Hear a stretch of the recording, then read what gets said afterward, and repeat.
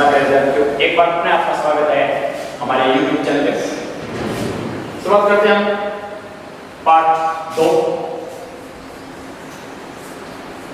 विश्व जनसंख्या। विश्व जनसंख्या घनत्व एवं वृद्धि।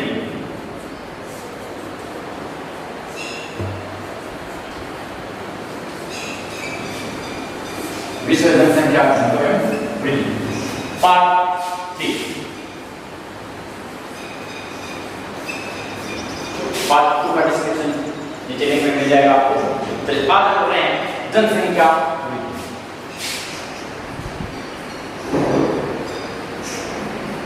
आज हम पढ़ेंगे जनसंख्या वृद्धि के बारे में।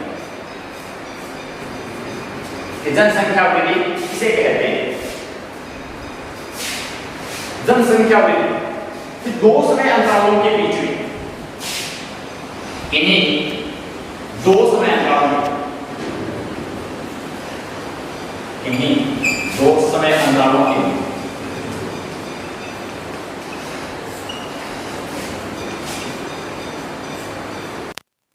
क्षेत्र की, किसी क्षेत्र की जनसंख्या में हुई बढ़ोतरी को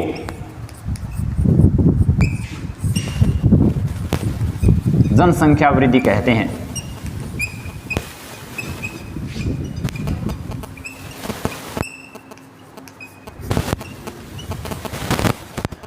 कहते हैं किन्हीं दो समय अंतरालों के बीच में किसी क्षेत्र विशेष की जनसंख्या में हुई बढ़ोतरी को जनसंख्या वृद्धि कहा जाता है। इसमें दो बातें निश्चित होनी चाहिए कि हमारे पास दो समय होनी चाहिए, अंतराल है वो दो समय के आंकड़े होने चाहिए, एक प्राचीन और एक नवीन होना चाहिए। और किसी क्षेत्र की एक हमारे पास निश्चित भौगोलिक क्षेत्र भी होना चाहिए जहां के हमें जनसंख्या, प्राचीन जनसंख्या ज्ञात हो और नवीन जनसंख्या ज्ञात हो, तो उसमें जो डिफरेंस आता है वो जनसंख्या वृद्धि कहलाता है। जैसे भारत की बात करें, जैसे 2011 के अनुसार भारत की जनसंख्या 121.02 करोड़, 121.02 करोड़ है। और 2001 के अनुसार 102.86 करोड़ है।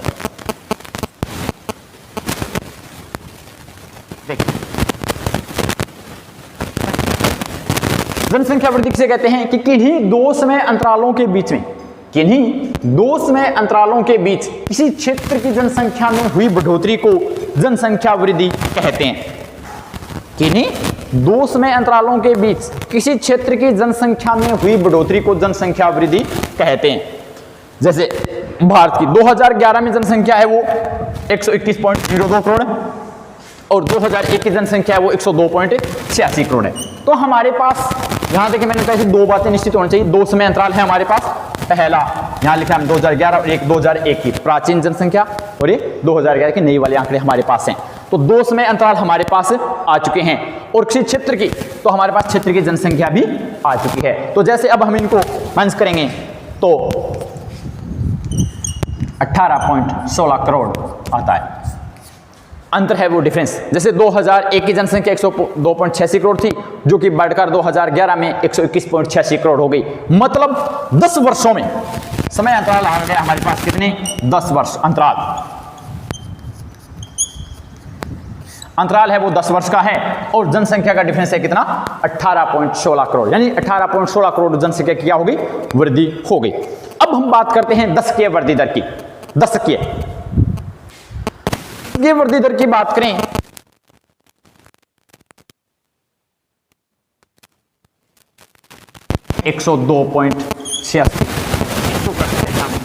हजार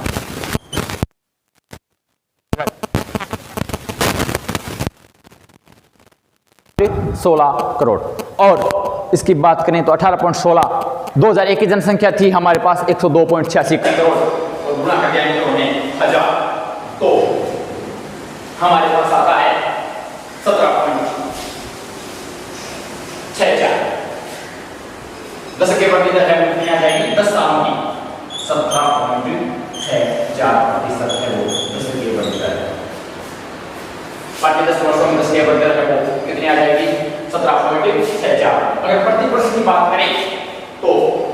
रहेगी 17.64 बटे 10, क्योंकि 10 वर्ष की प्रतिशत आगे और 10 वर्ष की बात करें तो प्रति वर्ष के हिसाब से 7% के हिसाब से वृद्धि हो रही है।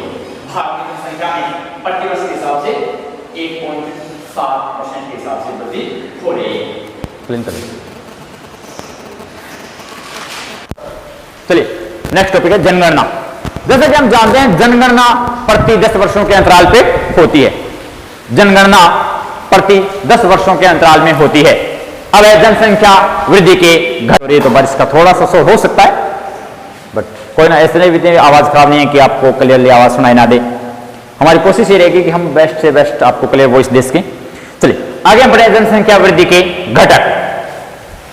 जनसंख्या वृद्धि के घटक है वो जन्म दर और मृत्यु दर। जन्म दर और मृत्यु दर, ये जो घटक हैं वो कैसे हैं? प्राकृतिक घटक है। ये घटक कैसे हैं? प्राकृतिक घटक है। देखिए जनसंख्या वृद्धि के घटक जन्म दर और मृत्यु दर, ये जनसंख्या वृद्धि में बहुत ही महत्वपूर्ण भूमिका निभाते हैं। और कैसे घटक है? प्राकृतिक घटक है। जनसंख्या वृद्धि कैसे होती है? जन्म दर माइनस मृत्यु दर। प्राकृतिक वृद्धि बराबर क्या होता है? प्राकृतिक वृद्धि बराबर होता है जन्म दर माइनस मृत्यु दर। यानी जन्म दर में से हम क्या घटा दें? मृत्यु दर घटा दें। जन्म दर में से मृत्यु दर घटा दें। दूसरा घटक जन्म दर और मृत्यु, इसके बाद में तीसरा घटक आता है वो प्रवास है। तीसरा घटक है वो प्रवास है, जो कि मानवीय घटक है। मानवीय घटक। देखिए फ्रेंड्स, जनसंख्या वृद्धि में मानव का भी काफी महत्वपूर्ण योगदान होता है। जनसंख्या वृद्धि में जैसे प्रवास, ये एक मानवीय घटक है। जनसंख्या वृद्धि के 3 घटक होते हैं, जन्म दर और मृत्यु दर। ये तो है प्राकृतिक घटक। कैसे निकलता है प्राकृतिक वृद्धि? जन्म दर में से मृत्यु दर घटा दें तो शुद्ध यानी प्राकृतिक वृद्धि आ जाती है। तो जन्म दर और मृत्यु दर का प्राकृतिक घटक, और प्रवास जो है वो एक मानवीय घटक है। इसमें से हमने पढ़ा था आप्रवास और उत्प्रवास, तो हम करेंगे आप्रवास और उत्प्रवास। आप्रवास और उत्प्रवास, इसमें ये दो महत्वपूर्ण घटक होते हैं, आप्रवास और उत्प्रवास। यानी जिस स्थान पर मनुष्य का आगमन हो जाता है वहां पे जनसंख्या वृद्धि हो जाती है, और जिस स्थान से उत्प्रवास हो जाता है वहां पे जनसंख्या में क्या हो जाती है? कमी हो जाती है। चलिए कल चलते हैं हम नेक्स्ट टॉपिक की ओर। विश्व के अंतर्गत जनसंख्या की मनोवृत्तियां कैसे पाई जाती है।